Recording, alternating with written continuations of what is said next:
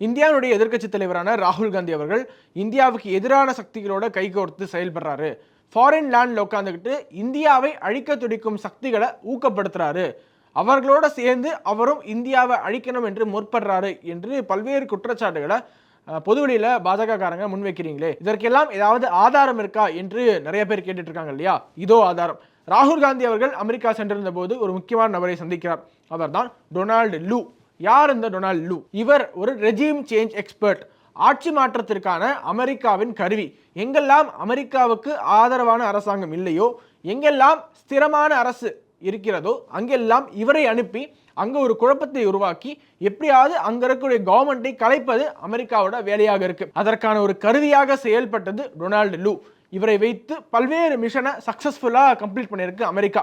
இப்பேற்பட்ட நபரை ராகுல் காந்தி அவர்கள் அமெரிக்காவில் சந்திக்கிறாரு. இது குறித்து அமெரிக்கா என்ன தெரிவிக்குதுன்னா, ரெகுலர் டிப்ளமேட்டிக் என்கேஜ்மெண்ட் என்று தெரிவிக்கிறது. அதாவது இரு நாடுகளிடையே டிப்ளமேட்டிக் என்கேஜ்மெண்ட் இருக்கு, இங்க இருக்கக்கூடிய ஒரு வெளியுறவுத்துறை அமைச்சர் அங்க இருக்கக்கூடிய ஒரு டிப்ளமேட்டை சந்திக்கிறாரு என்றால் அது ராஜாங்க ரீதியான ஒரு சந்திப்பு, டிப்ளமேட்டிக் என்கேஜ்மெண்ட். ஆனா எதிர்க்கட்சி தலைவர் எதற்காக அமெரிக்காவிற்கு சென்று அங்கு ரெஜிம் சேஞ்ச் எக்ஸ்பர்ட்டான ஒருவரை சந்திக்க வேண்டும்? அதுவும் ரெகுலர் டிப்ளமேட்டிக் என்கேஜ்மெண்ட் என்ற வார்த்தையை அமெரிக்கா பயன்படுத்துதுன்னா இதுவரை எத்தனை முறை ராகுல் காந்தி டொனால்டு லூவை சந்திச்சிருக்காரு? இந்த கேள்விகளுக்கு போறதுக்கு முன்னாடி டொனால்டு லூ குறித்து, அவருடைய ஈவில் இன்டென்ஷன்ஸ் குறித்து, அவர் எப்படி பல்வேறு நாடுகளை அழித்து ஒழித்திருக்கிறார் என்பதை குறித்து கொஞ்சம் டீட்டெயிலாக பார்க்கலாம்னு நினைக்கிறேன். இந்த டொனால்டு லூ பார்த்தீங்கன்னா அமெரிக்காவுடைய ஸ்டேட் டிபார்ட்மெண்ட்டை சேர்ந்தவர், அதாவது வெளியுறவுத்துறையை சேர்ந்தவர். Assistant secretary bureau of south and central Asian affairs என்ற பொறுப்பில் அவர் அமெரிக்கன் கவர்மெண்ட்டுக்காக சர்வ் பண்ணிக்கிட்டு இருக்காரு. அவருக்கு கொடுக்கப்பட்ட பொறுப்புக்கு ஏற்றவாறு பார்த்தீங்கன்னா சவுத் அண்ட் சென்ட்ரல் ஏஷியாவில் ஆட்சி மாற்றத்திற்கு வித்திடணும். எங்கெல்லாம் அமெரிக்காவுக்கு ஏதுவான அரசு இல்லையோ, எங்கெல்லாம் தேசியவாத அமைப்புகள் அரசாட்சியில் அமர்ந்திருக்காங்களோ, எங்கெல்லாம் தேசத்துக்கு என்ன தேவையோ, அவர்களுடைய தேசத்திற்கு என்ன தேவையோ அதை பார்த்து செய்யக்கூடிய தலைவன் ஆட்சியில் அமர்ந்திருக்கிறாங்களோ, அங்கெல்லாம் அந்த அரசாங்கத்தை கவிழ்த்து விட்டு அமெரிக்காவுக்கு ஆதரவான ஒரு அரசு, ரொம்ப ஸ்திரத்தன்மை இல்லாத அரசு, எப்போது வேணாலும் கவிழ்ந்து விடலாம் என்ற அரசு, பொலிட்டிக்கல் இன்ஸ்டெபிலிட்டி இல்லாத ஒரு நாட்டை உருவாக்கணும் என்பது இவருக்கு கொடுக்கப்பட்ட டாஸ்க். இதுல பல முறை அவர் வெற்றி கண்டிருக்காரு. அதற்கு ரெண்டு முக்கியமான எக்ஸாம்பிள் சொல்றேன். பாகிஸ்தான் அண்ட் பங்களாதேஷ் ரெண்டு நாட்டிலையுமே ஆட்சி மாற்றத்திற்கு மிக முக்கியமான காரணம் டொனால்டு லூ என்பதை நான் சொல்ல தேவையில்லை. பாகிஸ்தான்ல பாத்தீங்கன்னா இம்ரான் கான் சொல்லியிருக்காரு, என்னுடைய அரசாங்கத்தை கவிழ்த்ததில் மிக முக்கியமான பங்கு டொனால்டு லூக்கு தான் என்று வெளிப்படையாக சொன்னார். பாகிஸ்தான் இப்போது இவ்வளவு பெரிய பிரச்சனை சந்திக்குதுன்னா, பாகிஸ்தானுடைய பொருளாதாரம் இவ்வளவு பெரிய வீழ்ச்சியை சந்திச்சிருக்குன்னா அதுல ஒரு பங்கு டொனால்டு லூக்கு கண்டிப்பாகவே இருக்கு. அதே மாதிரிதான் பங்களாதேஷ்லயும். எப்படி பாகிஸ்தானுடைய முன்னாள் பிரதமர் இம்ரான் கான் அவர்கள் நேரடியாக டொனால்டு லூ தான் என்னுடைய அரசாங்கத்தினுடைய கவிழ்ப்புக்கு, ஆட்சி கவிழ்ப்புக்கு முக்கியமான காரணம் என்று குற்றம் சாட்டினாரோ, பங்களாதேஷ் பிரைம் மினிஸ்டர் ஷேக் ஹசீனா அவர்கள் இன்டைரக்டா டொனால்டு லூ பத்தி பேசியிருக்காங்க. செயின்ட் மார்டின் ஐலாண்ட்ஸ்ல அமெரிக்காவுடைய ஒரு பேஸ் அமைப்பதற்கு அவங்க மட்டும் ஒப்புதல் கொடுத்தா அவங்க எளிதில் மீண்டும் தேர்வாகி வரதுல ஒரு பிரச்சனையுமே இருக்காது, இல்லனா பல்வேறு பிரச்சனைக்கு ஆளாவீங்க என்று தேர்தலுக்கு முன்பு இந்த வருடம் ஜனவரி மாதம் பார்த்தீங்கன்னா அங்க தேர்தல் முடிவுகள் வெளியாகுது. அதற்கு முன்னதாகவே, தேர்தலுக்கு முன்னதாகவே ஷேக் ஹசீனா அவர்களோட பேச்சுவார்த்தை நடத்தப்படுது. அவர்கள் மிரட்டப்படுறாங்க, மரியாதையா செயின்ட் மார்டின் ஐலாண்ட்ஸ்ல எங்களுக்கான ஒரு பேஸை அமைப்பதற்கு பர்மிஷன் கொடுங்க என்று யுஎஸ் மிரட்டியது. அப்படி அனுமதித்தால் மட்டுமே உங்களால மீண்டும் சுமூகமாக ஆட்சிக்கு வர முடியும் என்பதை ஒரு ஒயிட் மேன் தெரியப்படுத்தியதாக ஷேக் ஹசீனா அவர்களே பதிவு செஞ்சிருப்பாங்க. அந்த ஒயிட் மேன் யாரும் கிடையாது, டொனால்டு லூ தான் என்று பல்வேறு நபர்கள், பல்வேறு பத்திரிகைகள் அப்போதே சொன்னாங்க. ஜனவரி மாதம் அதிரி புதிரியான பெரும்பான்மையோட 2/3 மெஜாரிட்டியோட, கம்ப்ளீட் ப்ரூட்டல் மெஜாரிட்டியோட ஆட்சி அமைத்த ஷேக் ஹசீனா கவர்மெண்ட்டை கவிழ்க்கணும் என்ற அசைன்மெண்ட் மீண்டும் டொனால்டு லூக்கு கொடுக்கப்படுது. மே 2024 பங்களாதேஷை விசிட் பண்றாரு. அவர் விசிட் பண்ணது கூட பாத்தீங்கன்னா இங்க இருக்கக்கூடிய இடதுசாரி ஊடகங்கள் எப்படி ரிப்போர்ட் பண்ணாங்கன்னா, Donald Lu's Dhaka visit does it signal US policy shift towards Bangladesh? பங்களாதேஷை நோக்கி, பங்களாதேஷ்க்கு ஆதரவாக யுனைடெட் ஸ்டேட்ஸ் ஆஃப் அமெரிக்காவுடைய பாலிசி ஷிஃப்ட் ஆகுதா? இதைத்தான் டொனால்டு லூனுடைய பங்களாதேஷ் விசிட் உணர்த்ததா என்று இங்க இருக்கக்கூடிய லெப்டிஸ்ட் ஊடகங்கள் அப்படியே ப்ராபகேட் பண்ணாங்க. டொனால்டு லூனுடைய பங்களாதேஷ் விசிட் எல்லாம் நன்மைக்கே என்ற விதமாக லெப்டிஸ்ட் ஊடகங்கள் உலகம் முழுக்க பிரச்சாரம் செய்தார்கள். ஆனா அவருக்கு கொடுக்கப்பட்ட அசைன்மெண்ட் அப்படியே வேறொரு அசைன்மெண்ட். என்னது? அங்கு ஷேக் ஹசீனா கவர்மெண்ட்டை எப்படியாவது வீழ்த்தி ஆகணும் என்று டொனால்டு லூக்கு அசைன்மெண்ட் வழங்கப்படுது. அதற்கு பிறகுதான் என்ன ஆச்சுன்னு எல்லாருக்குமே தெரியும். அப்போது முதல் புரட்சி வெடிக்கிறது. மாணவர்கள் போராட்டம் என்ற போர்வையில யார் யாரோ போராட ஆரம்பிக்கிறாங்க. சாத்ர ஷிபிர், ஜமாத் இஸ்லாமி பேக்கிங்ல பல்வேறு மாணவர்கள் என்ற போர்வையில சில பேர் போராடுறாங்க. ஷேக் ஹசீனாவுடைய ரிசக்னேஷன் தான் எங்களுக்கு வேணும், அதை தவிர வேற எதையுமே நாங்கள் அக்செப்ட் பண்ணிக்க மாட்டோம் என்று உறுதியாக இருக்காங்க. மிகப்பெரிய போராட்டத்தினுடைய விளைவாக ஷேக் ஹசீனா கவர்மெண்ட் அங்க வீழ்ந்தது. ஷேக் ஹசீனா அவர்கள் பங்களாதேஷை விட்டு வெளியேறுகிறார். அங்கு முகமது யூனஸ் என்ற ஒருவரை அமெரிக்கா ஏர் டிராப்டாக எங்கேயோ பிரான்ஸ்ல அன்று வரை ஷேக் ஹசீனா அவர்கள் வெளியேறும் வரை பிரான்ஸ்ல இருந்த முகமது யூனஸ் என்பவரை அப்படியே தூக்கிட்டு வந்து இனிமே உங்களுடைய இன்டரிம் கவர்மெண்ட் ஹெட் இவர்தான் என்று அமெரிக்கா நிர்ணயித்து விட்டு செல்கிறது. அவர் இன்று வரை இன்டரிம் கவர்மெண்ட் ஹெட்டாக முகமது யூனஸ் பங்களாதேஷ்ல இருக்காரு. கம்ப்ளீட் யூஎஸ் பேக்கிங்கோட பங்களாதேஷ் சென்டிமெண்ட்ஸ்க்கு எதிரான ஒரு நபராக முகமது யூனஸ் அங்க திகழ்றாரு. இந்த முகமது யூனஸை ஏன் யூஎஸ் ஒரு கைப்பாவைன்னு சொல்றோம்னா, இது உலகம் அறிந்த உண்மை. நோபல் பரிசு யாருக்காவது கிடைக்கணும்னா அதற்கு யூஎஸ் டீப் ஸ்டேட்டினுடைய அனுமதி தேவை, ஒப்புதல் தேவை. யூஎஸ்க்கு யாரும் நெருக்கமாக இருக்கிறாங்களோ அவர்களோடு தான் இவர்கள் கைகோர்ப்பார்கள். நீண்ட நாட்களாகவே முகமது யூனஸுடைய கிராமீன் பேங்க், கிராமீன் வங்கிக்கு பல்வேறு உதவிகளை செய்து வந்தது அமெரிக்காவுடைய உளவு ஸ்தாபனமான CIA. யூஎஸ்ல ஹிலாரி கிளின்டனோட ரொம்பவே நெருக்கமாக பழகிறாரு முகமது யூனஸ். ஜார்ஜ் சாரோஸோட பல மேடைகளை ஷேர் பண்ணியிருக்காரு. இந்தியாவுக்கு எதிராக செயல்படக்கூடிய ஜார்ஜ் சாரோஸ்க்கு மிக நெருக்கமான நபரான முகமது யூனஸை பங்களாதேஷனுடைய இன்டரிம் கவர்மெண்ட் ஹெட்டாக தேர்வு செய்து அமெரிக்கா. பில் கிளின்டன் ஃபவுண்டேஷன்ல இந்த முகமது யூனஸ்க்கு பார்த்தீங்கன்னா பல $1 மில்லியன் டிரான்ஸ்ஃபர் பண்றாங்க. ஸோ டெமோக்ராட்ஸ்க்கு ஆதரவாக, அமெரிக்காவுக்கு ஆதரவாக, அமெரிக்காவுடைய கைப்பாவையாக, அமெரிக்கன் ஃபண்டட் ஏஜென்டாக இப்போது இருக்கக்கூடிய பங்களாதேஷ் இன்டரிம் கவர்மெண்ட் ஹெட் இருக்காரு முகமது யூனஸ். ஆனா இவரை இங்கு அமர்த்த வேண்டும், ஆட்சி கட்டில அங்க இருக்கக்கூடிய ஷேக் ஹசீனா கவர்மெண்ட்டை வீழ்த்து விட்டு முகமது யூனஸை அங்க ஆட்சி கட்டில அமர்த்த வேண்டும் என்று யூஎஸ் மிகப்பெரிய சதி செய்கிறது. அவ்வளோ பெரிய சதியை யாரை வைத்து நிகழ்த்தி காட்டியிருக்குன்னா டொனால்டு லூ. 2024ஆம் ஆண்டு ஜனவரி மாதம் அதிரி புதிரி பெரும்பான்மையோட ஆட்சியில் அமர்ந்த ஷேக் ஹசீனா அவர்களை ஒரு சில மாதங்களிலேயே அவர்களை நாட்டை விட்டு விரட்ட முடியும் என்றால் எவ்வளவு பவர்ஃபுல்லான ஒரு ஆளாக இந்த டொனால்டு லூ இருப்பாருன்னு கொஞ்சம் யோசிச்சு பாருங்க. ஸோ பாகிஸ்தானும் பங்களாதேஷும் நம் கண் முன்னாடி நம்மளுடைய அண்டை நாடுகளாக ஒரு மிகச்சிறந்த உதாரணங்களாக இருக்கு. அதை விட பார்த்தீங்கன்னா அவர் யூஎஸ் உடைய அம்பாசடராக இருந்தார். கிர்கிஸ்தானுக்கும் அல்பேனியாவுக்கும் அவர் அம்பாசடராக, யூஎஸ் உடைய அம்பாசடராக இருந்த காலகட்டத்தில் இந்த இரண்டு நாடுகளிலுமே மிகப்பெரிய போராட்டங்கள் வெடித்தது. அந்த போராட்டங்களுக்கு பின்னாடி டொனால்டு லூ என்ற நபர் இருந்திருக்கிறாரு. அரசாங்கத்துக்கு எதிராக கிளர்ச்சி செய்யுங்கள், அரசாங்கத்தை புட் தெம் அண்டர் செக் என்று இன்ஸ்டிகேட் பண்ணவர், தூண்டி விட்டவர் டொனால்டு லூ என்று பல்வேறு ரிப்போர்ட் சொல்லுது. அதே மாதிரிதான் அல்பேனியாவில் அவர் யூஎஸ் அம்பாசடராக இருந்தபோது அந்த நாட்டில் பல்வேறு போராட்டங்கள், குழப்பங்கள் என்று அந்த நாடு ஒரு மிகப்பெரிய குழப்பத்தில் இருந்ததுன்னா அதுக்கு மிக முக்கியமான காரணம் டொனால்டு லூ என்றுதான் கூறப்படுகிறது. இதே டொனால்டு லூ தான் இந்தியாவிலையும் ஆட்சி கவிழ்ப்பை ஏற்படுத்த வேண்டும், வன்முறையை தூண்ட வேண்டும், குழப்பத்திலேயே மக்களை ஆழ்த்த வேண்டும், இந்தியாவில் யூஎஸ் இன்டர்ஃபியரன்ஸ் இருக்கணும், யூஎஸ் கைப்பாவையாக இருக்கக்கூடிய ஒரு அரசாங்கத்தை இந்தியாவில் ஆட்சி கட்டில அமர்த்த வேண்டும் என்ற நோக்கத்தோட பல்வேறு முன்னெடுப்புகளை எடுத்திருக்கிறாரு. தேர்தலுக்கு முன்னதாகவே அவருடைய சக்சஸ்ஃபுல்லான ட்ராக் ரெக்கார்ட், அவருக்கு கொடுக்கப்பட்ட அசைன்மெண்ட்ல பலவற்றை அவர் வெற்றிகரமாக யூஎஸ் கிட்ட நடத்தி முடிச்சு சாதிச்சு காட்டியிருக்காரு. ஸ்ரீலங்கா, பாகிஸ்தான், அல்பேனியா, கிர்கிஸ்தான், பங்களாதேஷ் என்று இந்த எல்லா நாடுகளிலுமே மிகப்பெரிய ஆட்சி மாற்றத்தை, ஆட்சி கவிழ்ப்பை, குழப்பத்தை ஏற்படுத்த முடிந்த டொனால்டு லூவால இந்தியாவிலையும் ஏற்படுத்த வேண்டும் என்ற முயற்சி பெரும்பாலும் வெற்றி கண்டுவிட்டது, பட் தோல்வி அடைந்து விட்டது. அது எப்படின்னு பார்த்தோம்னா, டொனால்டு லூவை பொறுத்த வரைக்கும் எங்கேயாவது குழப்பத்தை ஏற்படுத்தணும், ஆட்சி கவிழ்ப்பை ஏற்படுத்தணும்னா அதுல அவர் எடுக்கக்கூடிய ஃபர்ஸ்ட் ஸ்டெப் பொலிட்டிக்கல் ரிஃபார்ம்ஸ். இந்த நாட்டில் ஜனநாயகம் இல்லை, பொலிட்டிக்கல் ரிஃபார்ம்ஸ் தேவை என்று ஆரம்பிப்பார். அங்கேருந்து கொஞ்சம் கொஞ்சமாக மக்களை தூண்டி விட்டு அரசாங்கத்துக்கு எதிராக, இறையாண்மைக்கு எதிராக போராட விடுவார். அப்படி இறுதியாக அந்த நாடு குழப்பமான சூழலில் ஏற்பட்டு ஒரு வன்முறை வெடிக்கும், ஆட்சி கவிழும், அந்த நாடே இருள முழுகும். இதையே தான் இந்தியாவிலும் ட்ரை பண்ணார். இந்தியாவில் அவர் என்ன சொன்னார், காஷ்மீரை பற்றி, இந்தியாவில் ஹியூமன் ரைட்ஸ் வயலேஷனை பற்றி எனக்கு ரொம்ப கவலையாக இருக்கு, concerned about Kashmir and human rights violation என்று பதிவு செய்திருக்காரு. மார்ச் 2023ஆம் ஆண்டு யுஎஸ் செனேட் ஃபாரின் அஃபேர்ஸ் கமிட்டியில் அவர் என்ன தெரியுமா சொல்றாரு, காஷ்மீர்ல, ஜம்மு அண்ட் காஷ்மீர்ல எலெக்ஷன்ஸ் நடக்கல, இந்தியாவில் ஹியூமன் ரைட்ஸ் வயலேஷன் இருக்கு, அதாவது மனித உரிமை மீறல் இருக்கு, இதெல்லாம் எனக்கு ரொம்ப கன்சர்னா இருக்கு. இவருக்கு என்ன கன்சர்ன், இந்தியாவில் எப்படி இருக்கு என்பதை இந்திய மக்கள் தீர்மானிக்கணும். இந்தியாவுடைய இன்டர்னல் மேட்டர்ஸ்ல யுஎஸ் ஒரு ஃபாரின் டிபார்ட்மெண்ட்டை சேர்ந்த ஒருவருக்கு என்ன வேலை இருக்கு என்று அன்றே பொதுமக்கள் கேட்டிருக்கணும், கேட்கல.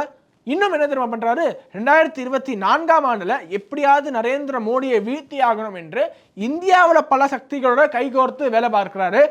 இந்தியாவில் பீக்கா எலெக்ஷன்ஸ் காலகட்டத்தில் எலெக்ஷன்ஸ் நடந்துட்டு இருக்கும் போதே அவர் இந்தியாவுக்கு வராரு. அதுவும் டெல்லிக்கு வந்தா பரவாயில்ல, நேரா எங்க திரும்ப வராரு, நம்ம ஊருக்கு தான், சென்னைக்கு வராரு. சென்னைக்கு வந்து அவர் யாரை சந்தித்தார், என்னென்ன செய்தார் என்பது இன்று வரை மர்மமாக தான் இருக்கிறது. ஒரு சில பத்திரிகைகள்ல அவர் மர்மமாக ராகுல் காந்தியை சந்தித்தார் என்றும் கூறப்படுகிறது. சோ தேர்தல் காலகட்டத்திலேயே ஏதாவது செய்து இங்கு ஆட்சி கவிழ்ப்பை ஏற்படுத்த முடியாதா, அமெரிக்காவுடைய கைப்பாவையான அரசாங்கத்தை இங்க ஆட்சியில அமர்த்த முடியாதா என்று அவர் நிறைய வேலைகளை செய்திருக்கிறார். நரேந்திர மோடி அரசாங்கத்தை பார்த்து எதற்காக யுஎஸ்ஏக்கு இவ்வளவு பயம்னு பாத்தீங்கன்னா, அமெரிக்காவுடைய டாமினன்ஸை உலக அளவுல குறைத்து கொண்டிருக்கு இந்தியா. உலக அளவில் இந்தியாவுடைய ருபீஸ் இருக்கு இல்லையா, ருபீஸை வச்சு பெட்ரோலியம் ப்ராடக்ட்ஸை ப்ரொக்யூர் பண்ணணும் என்று இந்தியா முன்னெடுப்பு எடுக்குது. அதற்கு பல நாடுகள் ஆதரவு தெரிவிக்குது. இந்தியாவுடைய சொந்த கரன்சியில் பெட்ரோலியம் ப்ராடக்ட்ஸை வாங்க ஆரம்பிச்சா யூஎஸ்னுடைய டிபெண்டன்ஸ் குறைஞ்சிரும், யூஎஸ்னுடைய பெட்ரோ டாலர் எக்கானமி போயிடும். அதனால நரேந்திர மோடி அரசாங்கத்தை வீழ்த்தியாகணும். யூஎஸ் சொல்லக்கூடிய எந்த ஒரு விஷயத்தையுமே நரேந்திர மோடி அரசாங்கம் செயல்படுத்துவது கிடையாது. மோடி கவர்மெண்ட் டி டாலரைசேஷன், அதாவது எல்லாத்துக்குமே டாலரை டிபெண்ட் பண்ணி உலகம் இருக்கணும் என்ற அந்த கன்வென்ஷனல் வே, ஆல்ரெடி இருக்கிற அந்த ஒரு மரபை மாற்றணும், யூஎஸ்னுடைய டிபெண்டன்ஸை குறைக்கணும், யூஎஸ்னுடைய டாமினன்ஸை குறைக்கணும் என்று நரேந்திர மோடி அரசாங்கத்தினுடைய இந்த முன்னெடுப்பு யூஎஸ்க்கு சுத்தமாக பிடிக்கவே இல்லை. நரேந்திர மோடி அரசாங்கத்தை கவிழ்க்க வேண்டும், இந்தியாவில் பதட்டத்தை உருவாக்க வேண்டும், இந்திய பொருளாதாரத்தை நாசமாக்க வேண்டும் என்று பல்வேறு போராட்டங்களை இங்கு தூண்டிவிட்டார்கள். இந்தியாவை நிர்மூலமாக்க வேண்டும் என்ற ஒரு நோக்கத்தோட தூண்டிவிடப்பட்ட ஒரு போராட்டம் தான் சோ கால்ட் ஃபார்மர்ஸ் ப்ரொடெஸ்ட். இதற்கும் யூஎஸ்க்கும் என்ன சம்மந்தம் தான் கேட்குறீங்க?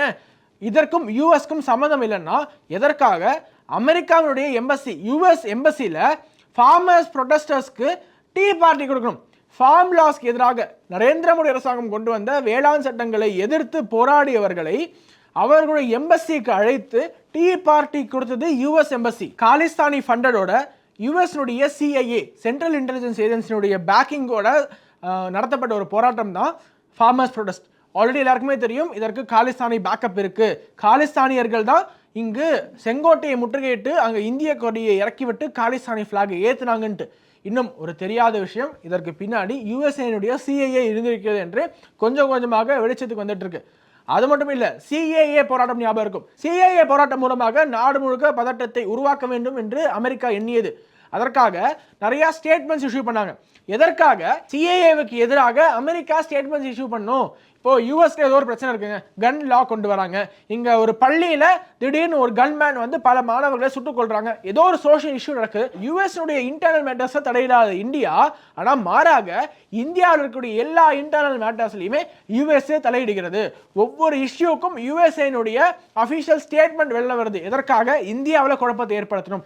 சிஏஏ போராட்டத்தை தூண்டி விட்டாங்க. காலிஸ்தானி ஃபண்டட் விவசாயிகள் போராட்டம், வேளாண் சட்டங்கள் என்ற போராட்டத்தை தூண்டிவிட்டார்கள். காரணம், நாங்கள் ரெஜிம் சேஞ்சுக்காக தான் போராடுறோம், நரேந்திர மோடி அரசாங்கத்தை கவிழ்க்க வேண்டும் என்பதற்காக தான் போராடுகிறோம் என்பதை ஃபார்மர்ஸ் ப்ரொடெஸ்ட், அங்கு விவசாயிகள் என்ற போர்வையில் போராடினாங்க இல்லையா, அவர்களை வழிநடத்தக்கூடிய மிக முக்கியமான தலைவர் வாக்குமூலம் கொடுத்திருப்பாரு. அதாவது இப்போது பார்த்தீர்கள் என்றால் ராகேஷ் டிகாய்ட் என்பவர், அவர் தான் அப்போது இந்த விவசாயிகள் சங்க தலைவராக பிகேயு, பாரத் கிசான் யூனியன் என்ற ஒரு அமைப்பினுடைய தலைவராக ஒட்டுமொத்த விவசாய போராட்டத்தையும் முன்னின்று நடத்தியவர்.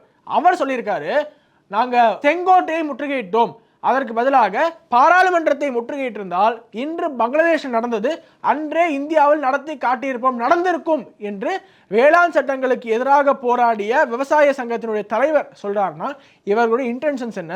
ये तो उस दिन जब ट्रैक्टर लेकर दिल्ली गए, ये ना बहका दिया कि लाल किले पे चल जाओ, अगर ये उस दिन पार्लियामेंट की तरफ को कर देते, वो तो 26 जनवरी थी, नहीं तो 25 लाख आदमी थे, ये सारा का सारा काम उसी दिन निपट जाता केस. இந்தியாவில் குழப்பத்தை உருவாக்கணும், இந்தியாவை நிர்மூலமாக்க வேண்டும், நரேந்திர மோடி அரசாங்கத்தை கவிழ்க்க வேண்டும்.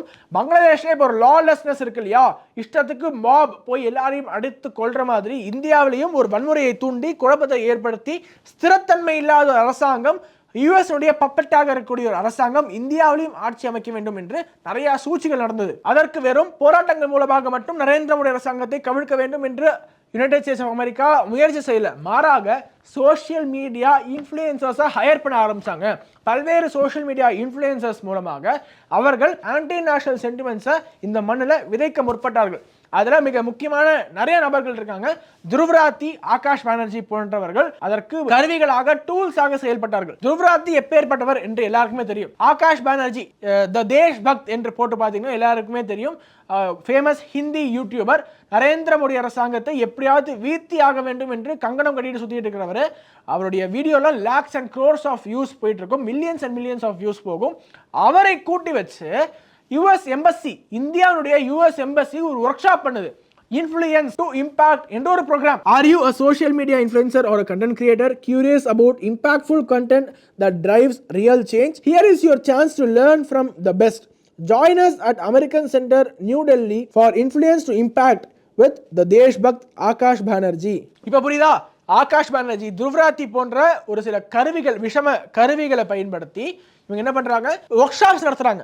ஒர்க் ஷாப்ஸ் மூலமாக இன்னும் நிறைய சோஷியல் மீடியா இன்ஃப்ளூயன்ஸை கிரியேட் பண்ணி இந்தியாவில் ஒரு குழப்பத்தை விளைவிக்கும் விதமாக நரேந்திர மோடி அரசாங்கத்துக்கு எதிராக, இந்திய இறையாண்மைக்கு எதிராக கண்டென்ட்ஸ் கிரியேட் பண்ணுங்க என்று ஒரு ஃபேமஸ் யூடியூபரை வச்சு ஒர்க் ஷாப் நடத்தி அது மூலமாக பல்வேறு சோஷியல் மீடியா கண்டென்ட் கிரியேட்டர்ஸை உருவாக்குவதற்கு எதற்காக யுஎஸ்ஏனுடைய எம்பசி முற்படணும்.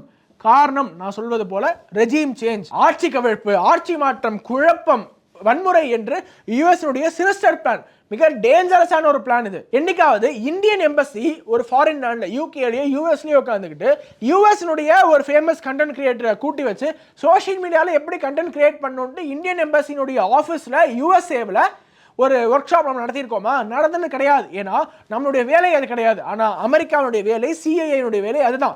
மற்ற நாடுகளை போய் மூக்கு நுழைக்கணும், இவர்களுக்கு ஆதரவான அரசாங்கம் அங்கே அமையுதான்னு பார்க்கணும். அப்படி அமையலையா அதற்கான சூழ்ச்சிகளை செய்யணும், ஆட்சியை கவிழ்க்கணும், ஒரு பப்பட் அரசாங்கத்தை அமைக்கணும், அந்த நாட்டில் குழப்பத்தை விளைவிக்கணும். இவ்வளவுதான். அதில் சக்ஸஸ்ஃபுல்லாக ஆயிட்டாங்க. பங்களாதேஷில் ஒரே ஒரு கோரிக்கை, ஒரு ஒயிட் மேனோட கோரிக்கையை நிறைவேற்ற முடியாததுனால அங்கு பங்களாதேஷனுடைய அரசாங்கம் தூக்கி எறியப்பட்டது. ஆனா இந்தியாவிலையும் இதை மீண்டும் மீண்டும் முயற்சி செஞ்சுக்கிட்டே இருக்காங்க. அப்படி செய்யக்கூடிய ஒரு டூல், ஒரு நபர், அமெரிக்காவுடைய கருவி. இவ்வளவு நான் சொன்னேன் இல்லையா, இதற்கு மிக முக்கியமான கருவி யாரு?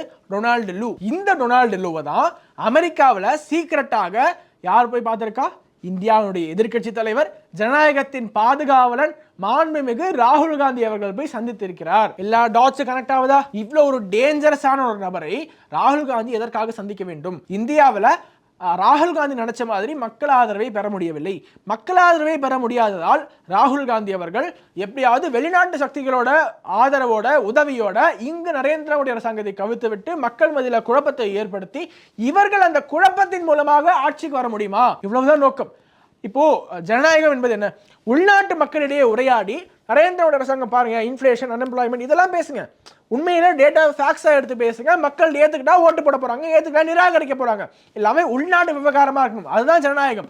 மாறாக ஜனநாயகம் என்று சொல்லிவிட்டு வெளிநாட்டு சக்திகளோட கைகோர்த்து கொண்டு அவர்கள் இங்க குழப்பத்தை விளைவித்து, வன்முறையை தூண்டி, கலவரத்தை தூண்டி அது மூலமாக ஆட்சிக்கு வர வேண்டும் என்று நினைப்பது எந்த மாதிரியான மனநிலை? ஆனா பவர் ஹங்கிரி, ரொம்ப பவர் பசியில அவங்க என்ன பண்றாங்க, வெளிநாட்டு சக்திகளான டொனால்டு லூ, யுஎஸ்னுடைய டொனால்டு லூவை சந்தித்து ராகுல் காந்தி என்ன பேசியிருப்பாரு என்பது இன்று வரை $1 மில்லியன் கொஸ்டினாக இருக்கு. இன்னும் சொல்ல போனா 2-3 நாளா பாத்தீங்கன்னா ராகுல் காந்தி எங்க இருக்காரு, என்ன செய்யறாரு என்ற தகவல் கூட வெளி உலகத்துக்கு தெரியவில்லை. ஃபர்ஸ்ட் 2-3 நாள் உங்களுக்கே தெரியும், மோடியை பத்தி பேசினாரு, இந்தியாவில் எனக்கு வாழவே பிடிக்கலன்னாரு, சீக்கியர்கள் பாதுகாப்பா இல்லைன்னாரு, இதெல்லாம் பேசினார் இல்லையா. அடுத்த 2 நாள் எங்க போனாரு யாருக்குமே தெரியல. அப்போ இவர் யாரை போய் சந்திக்கிறதுக்காக அங்க போறாரு, அவருடைய நோக்கம் என்ன, அவர்கள் இந்தியாவில் என்ன குழப்பத்தை விளைவிக்கிறதுக்காக என்ன செயலை செய்ய போறாங்க என்று பல்வேறு $1 மில்லியன் கொஸ்டின்ஸ் இருக்கு. ராகுல் காந்தி பிளஸ் டொனால்டு இந்த காம்பினேஷன் இருக்கு இல்லையா, இதுல மூன்றாவதாக ஒரு நபர் ஆட் ஆகிறார். யாருன்னா குர்பத்வந்த் சிங் பன்னு, காலிஸ்தானி பயங்கரவாதி. எல்லாருக்குமே தெரியும். இந்த குர்பத்வந்த் சிங் பன்னுனுடைய கனெக்ஷன்ஸ் யாரோட கனெக்ட் ஆகுதுன்னா அகைன் டொனால்டு லூவோட. டொனால்டு லூவும் குர்பத்வந்த் சிங் பன்னுவும் மிக நெருங்கிய கனெக்ஷன்ஸ்ல உள்ளவங்க. அப்படி ராகுல் காந்தியோட பேச்சுக்கு குர்பத்வந்த் சிங் பன்னு ஆதரவு தெரிவிக்கிறார்னா டாட்ஸை கனெக்ட் பண்ணி பாருங்க. ராகுல் காந்தி பேசுறாரு, குர்பத்வந்த் சிங் பன்னு ஆதரவு தெரிவிக்கிறாரு, அவருக்கு மிக நெருக்கமான ஒரு நபரான டொனால்டு லூவை ராகுல் காந்தி சந்திக்கிறாரு. ரெஜிம் சேஞ்ச் எக்ஸ்பர்ட்டான டொனால்டு லூவை எதற்காக ராகுல் காந்தி சந்திக்கிறார் என்ற டிஸ்கஷனே இங்க உருவாகாம இருக்கு. இது குறித்து மெயின் ஸ்ட்ரீம் மீடியா அப்படியே மூடி மறைச்சிட்டாங்க. இன்டர்நேஷனல் மீடியா அப்படியே கப்சிப் பண்ணிட்டாங்க. இந்த ஒரு இன்சிடென்ட்டை ரிப்போர்ட் கூட பண்ணல. யுஎஸ் என்ன சொல்றாங்க, இது ரெகுலரான ஒரு சந்திப்பு தான், டிப்ளமேட்டிக் என்கேஜ்மெண்ட் தான் என்று சொல்றார்கள். இதற்கு பின்னாடி நம்மளுடைய கண்ணுக்கு சக்திகளுக்கு பின்னாடி நிறைய நடந்துகிட்டே இருக்கு. மக்களே ரொம்ப கவனமா கேளுங்க. இது அனைத்துமே நரேந்திர மோடி அரசாங்கத்திற்கு எதிரானதாக பார்க்கவே முடியாது. ஏனென்றால் பங்களாதேஷ்ல இப்போ என்ன நடந்துகிட்டு இருக்கு அப்படிங்கிறத கொஞ்சம் பாருங்க. அங்க இருக்கக்கூடிய பல்வேறு கிராமங்கள்ல கரண்ட் இல்லை, பல கிராமங்கள்ல உணவு இல்லை. அங்க ஒரு மிகப்பெரிய குழப்பத்தை ஏற்படுத்தியிருக்காரு முகமது யூனஸ் உடைய ஒட்டுமொத்த ஃபெயிலியராக இருக்கு. பங்களாதேஷ்ல ஒரு கேஓஸ் ஏற்பட்டிருக்கு. இதே நிலைமை இந்தியாவுக்கு வர வேண்டுமா? நரேந்திர மோடி அரசாங்கத்தை எதிர்ப்பதாக நினைத்து கொண்டு ஃபாரின் ஹேண்ட்ஸோட சேர்ந்துக்கிட்டு அவங்க என்னெல்லாம் பண்றாங்க, ஃபாரின் இன்டர்வென்ஷன் இருந்தா இந்தியாவில் என்ன நடக்கும் என்றால், பங்களாதேஷ்ல ஷேக் ஹசீனா அவர்களுடைய ரெசிடென்ஸ்குள்ள புகுந்து என்னெல்லாம் பண்ணாங்க. அந்த மாப் ஷேக் ஹசீனாவுடைய வீட்டை அடிச்சு உடைச்சாங்க, ஷேக் ஹசீனாவுடைய உள்ளாடைகளை திருடிட்டு போனாங்க, இந்துக்களை படுகொலை செஞ்சாங்க, இன்னும் எண்ணற்ற வெறியாட்டங்கள் நிகழ்த்தினாங்க. இதுதான் நடக்கும். இந்த ஒரு வயலன்ஸ் தான் வெளிநாட்டு சக்திகள் உள்நாட்டில் இருக்கக்கூடிய விவகாரங்களை தலையிட்டா என்ன நடக்கும் என்பதற்கு இது சிறந்த உதாரணம். அதனால தான் சொல்றோம், நம்ம மீண்டும் சொல்றோம், ராகுல் காந்தியை ஒரு பப்பு என்று ஒரு சில நபர்கள் ரொம்ப குறைவாக மதிப்பிட்டு கொண்டிருக்கிறாங்க. தனிப்பட்ட முறையில் அவர் ஒரு பப்புவாகவே இருக்கலாம், அவருக்கு ஒன்றும் தெரியாமே இருக்கலாம், அரசியலில் மெச்சூரிட்டி இல்லாமல் இருக்கலாம். ஆனால் ராகுல் காந்திக்கு பின்னாடி இயங்கக்கூடிய ஒரு பெருங்கூட்டம், அந்த நபர்கள், அந்த சக்திகள், ஜார்ஜ் சாரோஸ் போன்றவர்கள் ரொம்பவே ஆபத்தானவர்கள். ஜார்ஜ் சாரோஸ் டொனால்ட் லூவோட எவ்வளோ க்ளோஸ்ன்னு தெரியும். டொனால்ட் லூவும் ஜார்ஜ் சாரோஸும் டீப் ஸ்டேட்டோட ரொம்ப நெருக்கம். டீப் ஸ்டேட்டை பொறுத்த வரைக்கும் என்ன டீப் ஸ்டேட்னா, ஆட்சி மாற்றத்தை நிகழ்த்த வேண்டும், ஒரு பேரல் கவர்மெண்ட்டை அவங்க ரன் பண்ணிட்டு இருப்பாங்க. அந்த டீப் ஸ்டேட் தான் ஒட்டுமொத்த உலகத்திலேயுமே பல்வேறு நாடுகளில் குழப்பத்தை ஏற்படுத்தி அங்கு ஆட்சி மாற்றங்களை நிகழ்த்தியது. இந்த ஆன்டி இண்டியன் லாபி என்பது மிகப்பெரியது.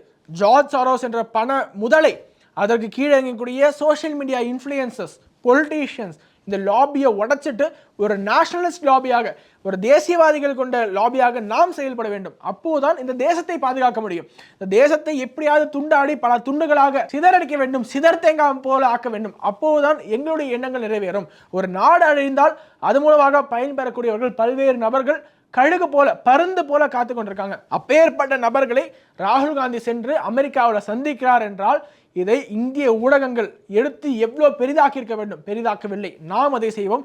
ராகுல் காந்தியை கம்ப்ளீட்டாக எக்ஸ்போஸ் பண்ணுவோம். ராகுல் Gandhi is no more a Pappu, he has joined hands with anti Indian forces என்பதை மக்கள் மத்தியில் உறக்க சொல்வோம். ஏன்னா நம்மளுடைய எதிர்காலம் என்பது நாட்டினுடைய நலனில் தான் இருக்கு. நாடு நன்றாக இருந்தால் மட்டும்தான் நாம் நன்றாக இருக்க முடியும். அதனால அதிகமான நபர்களுக்கு இதை ஷேர் பண்ணுங்க.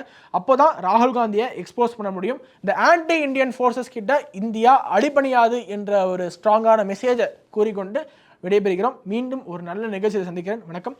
வந்தே மாத்திரம். பரணி நட்சத்திரத்தை பொறுத்தளவுல நம்ம எப்படி சொல்லலாம்னா, இவர்களுடைய கேரக்டரையே நம்மளால என்ன பண்ண முடியாதுன்னா இதுதான் சொல்ல முடியாது. இந்த மாதிரி ஆன்மீகம் மற்றும் ஜோதிடம் சார்ந்த இன்னும் பல வீடியோக்கள் பார்க்கணுமா? மறக்காம திருவருள் டிவிக்கு சப்ஸ்கிரைப் பண்ணுங்க. திருவருள் டிவியுடைய சேனல் லிங்க் இந்த வீடியோடைய டிஸ்கிரிப்ஷன்ல இருக்கு. உலக தமிழ் சொந்தங்களுக்கு வணக்கம். நான் ராஜவேல் நாகராஜன். பேசு தமிழா பேசு வலையொலியுடைய வளர்ச்சிக்கு நீங்களும் உறுதுணையா இருக்கணும்னு நினைச்சீங்கன்னா இந்த வீடியோடைய டிஸ்கிரிப்ஷன்ல இருக்கக்கூடிய ரேசர் பே லிங்கை கிளிக் பண்ணுங்க. அந்த லிங்க்ல போயிட்டு உங்களுக்கு விருப்பமான தொகையை பேசு தமிழா பேசுவனுடைய வளர்ச்சிக்கு உங்களுடைய பங்களிப்பாக நீங்க கொடுக்கலாம். நன்றி, வணக்கம்.